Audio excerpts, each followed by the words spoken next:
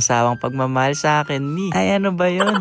Kaya pagkatapos nga makapag-church mga guys, lumabas na rin kami ni Mi para ba makapag-food trip na. Nauna nga namin nakita tong dried squid na yung pinagpipilahan. Na yung bang isasaw-saw mo siya sa maraming sibuyas. Na grabe mga guys, sobrang daming tao ngayon dito sa Quiapo. Nasa sobrang dami. Lahat na nakapalibot sa amin dito, kinikilig. Kaya sa mga oras nga na yun, mga guys, di namin alam kung mahihiya pa kami. Pero ang sarap neto. 10/10 sa amin yung sibuyas. Pati na rin yung inihaw. Nakita rin pala namin dito yung favorite naming pork enoki na nasa 50 pesos nga yung isang stick. Na sobrang bango nga neto. Kaya naman kahit medyo mahaba yung pila, order pa rin kami. Na eto, may kasama na rin siyang sausawan cheese na isang order lang yung binili namin. Kasi nagda-diet daw si Mi. Hindi, nagtitipid lang yung dalawang yan. Pero marami kasi talaga tayong iikutan dito mga guys. Para hindi rin kaagad mabusog.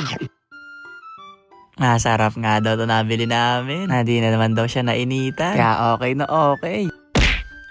Ako muna siguro Kasi ako talaga may favorite dito. Na mas sumarap nga siya dahil meron siyang cheese. Kaya naman 10/10 sa amin to mga guys. May nakita rin pala kami ditong barbecue. May kasamang isaw. Meron ding fried siopaw. At saka hetong siopaw na ube. Parang ngayon ko lang din to nakita. Kaya naman ito na lang binili namin. Na alam ko wala man to sa 20 pesos. Yung lasa nga na to para lang din talaga siyang siopaw. Na kulay ube. Tapos may palaman nga na parang asado. Kaya naman 8/10 sa amin to. Kaya naman na medyo nauhaw na kami. Bumili na nga kami dito ng dragon fruit na medyo malamig nga yung juice. Syempre, chawat may yellow yan.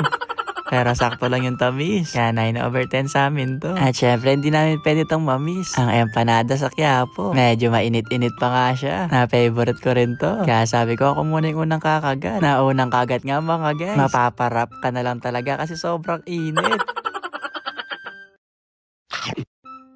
Sarap pala talagang mag-food trip kapag may kasama, Na binibilang nga namin yung kagat namin dyan. Kasi para pantay talaga yung pagkakahati namin dito sa empanada.